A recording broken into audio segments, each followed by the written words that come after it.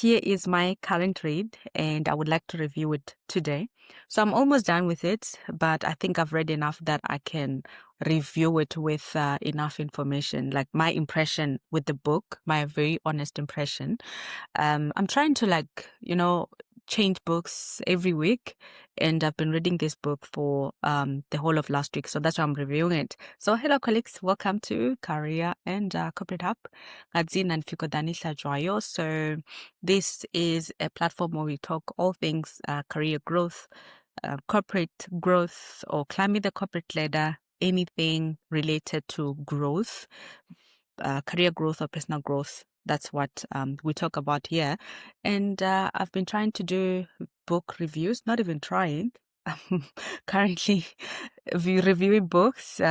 This year I've read 20, this is my 26th book, and the target is 30 books. So I've been working on a project, and I feel like, the reading has been helpful with my project, but also quite destructive because once I start a book, then I focus on just trying to finish the book. Like today, I woke up very early trying to finish this book. So this is After the Fires, Unlocking the Power of Letting Go by Nozipho Chabalala. So Nozipho was born in KZN, and she takes us through her story. I think this is a memoir. What I really enjoyed about this story, or her story rather, coming from humble beginning and seeing where she is today, you get to understand, or rather you get inspired that anything is possible. Your background does not, or rather your bad past experiences do not define your future. So her really owning up to her story and telling it the way she did was really beautiful.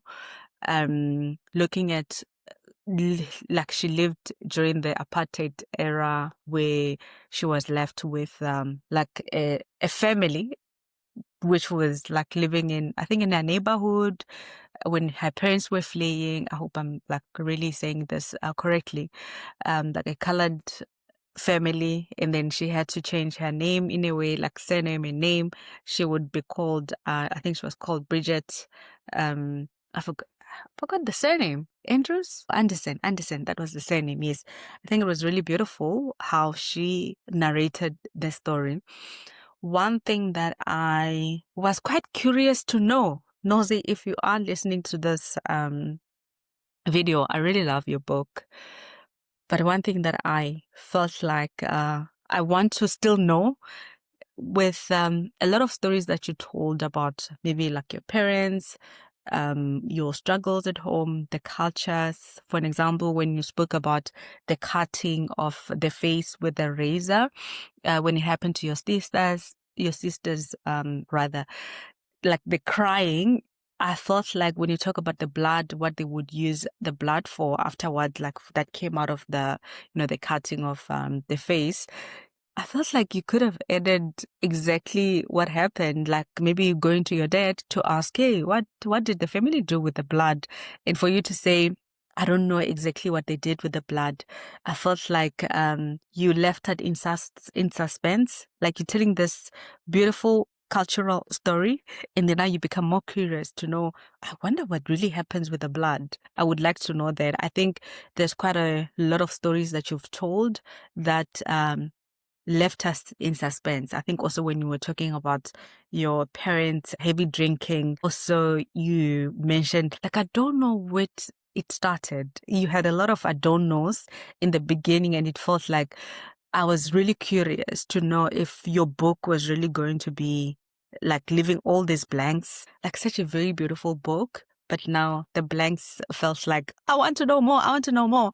So I love, one thing that I was looking at, or rather, one thing that I saw that really was very much repetitive in her story, very struggles, but at the same time, I felt like you were handpicked in a lot of things. I felt like she was handpicked.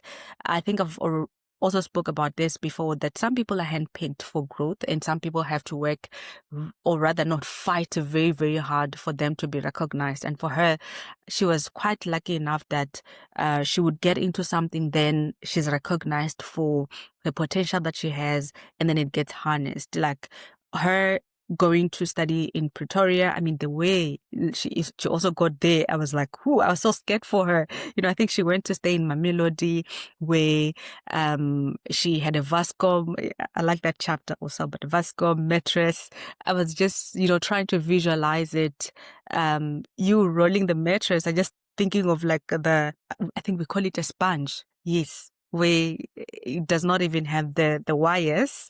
It's just a sponge. That's what you were using. So when you're talking about, or rather narrating that story, when Nozi was narrating that story, that's how I was like trying to visualize it. I think it would also be great to have pictures as well, because the previous book that I reviewed, I also felt like I want to see the pictures. I'm sure you've got these pictures. When you're reading a novel, you always try to paint pictures, and you know that a novel, or rather fiction, this is like fiction. So the pictures are not existing unless if the author creates a movie. But then when you read memoirs, I feel like sometimes you want to see the pictures, more especially of the stories that they were telling. So Nozipo, I hope you don't mind me calling you Nozi. Like Nozipo also spoke about when the white family that was trying, or rather that was paying for her fees in primary, when the dad died of like the one who was paying for the fees, he left a gift where it was a picture and a note. So I felt like, because the picture was then her mother framed it and put it in in their at their home, I felt like I would have loved to see that picture as well. I think it would have been beautiful to see it. Yeah. And then yeah, talking about handpicked, or no, yeah, going back to university, working very hard, working at a restaurant and also studying at the same time. I felt like I would have loved to see more of what was happening during the studies. How was she studying? How were the results? I felt like that part was also missing, and I would like to know more.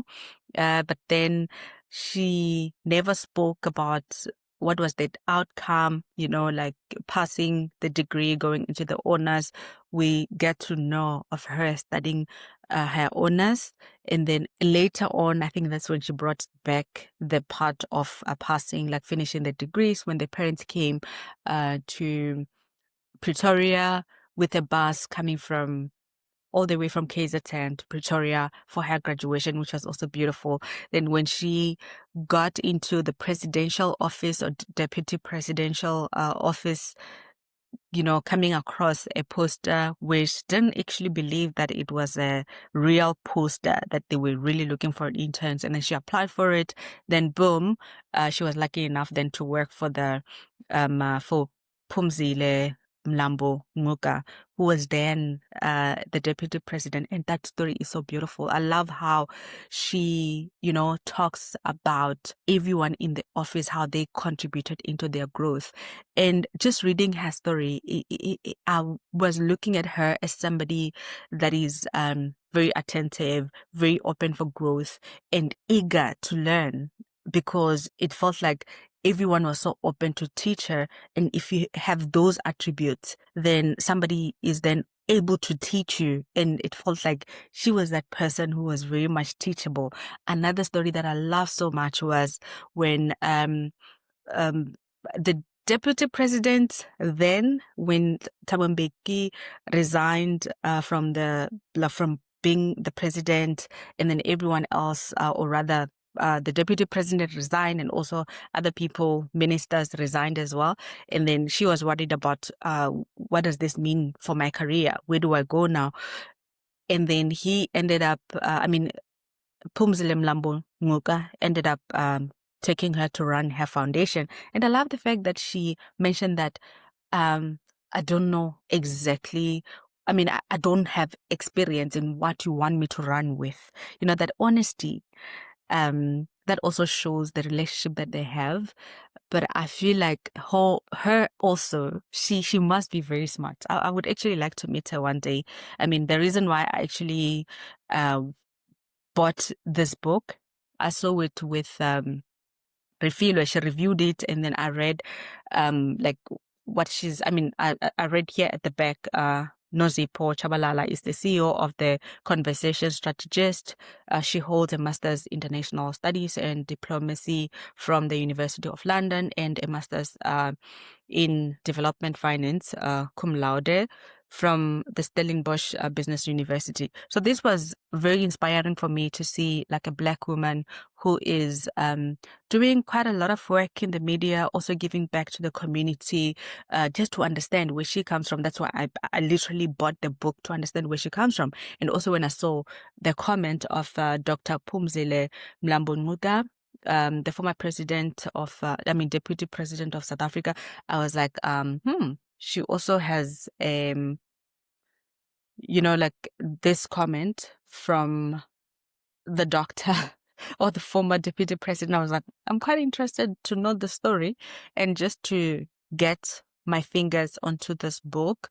I was quite impressed with just her growth. Yeah.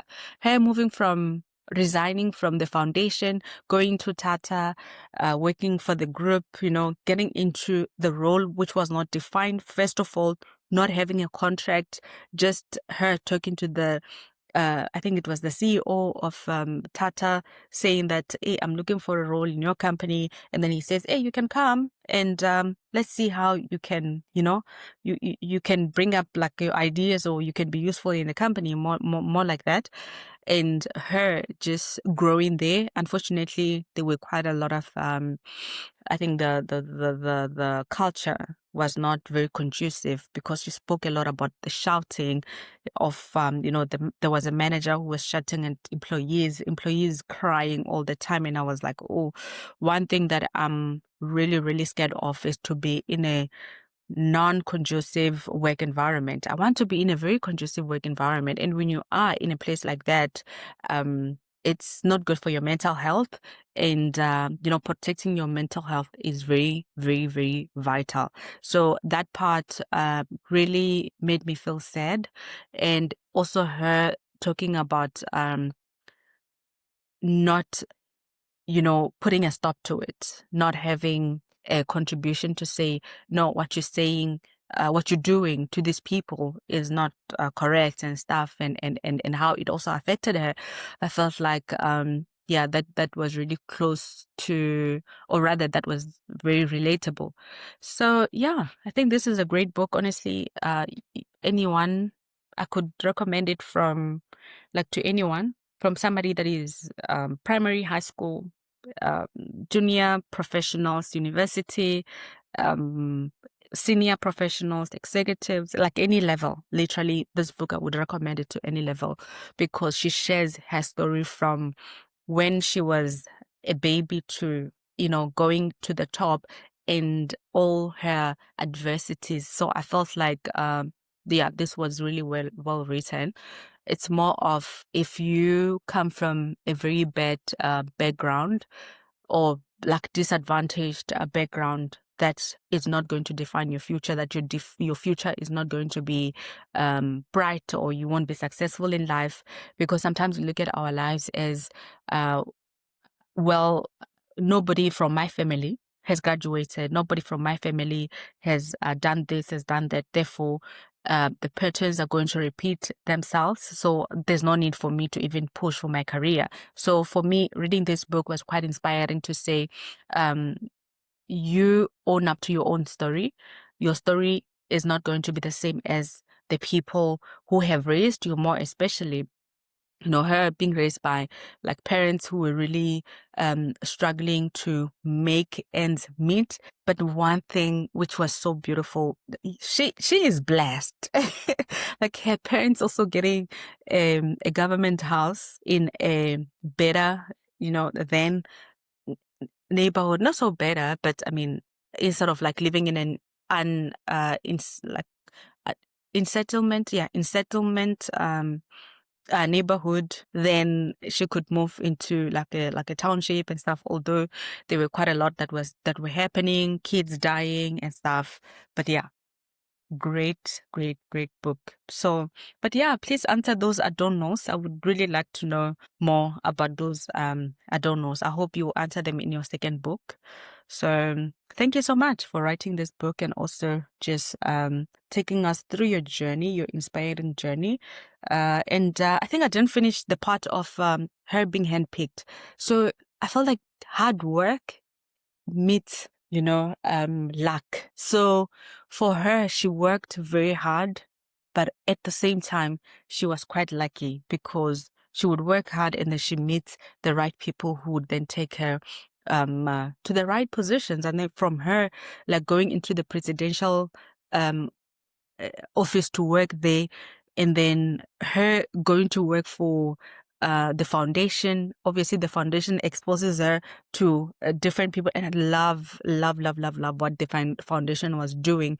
Empowering high school, and I think it was high school principals to get the resources. And I like the fact that they also gave an example. She gave an example with Mbiru High School. I'm from Venda. I'm Venda, and I know Mbiru, like the top performers, but but if they don't have resources, then it also affects, the growth of the school, how the principals show up, how the management of the school can uplift the students. And the biggest challenge that I had when I was studying, we didn't have like proper resources, was, you're talking about the library, and not the library, like a laboratory.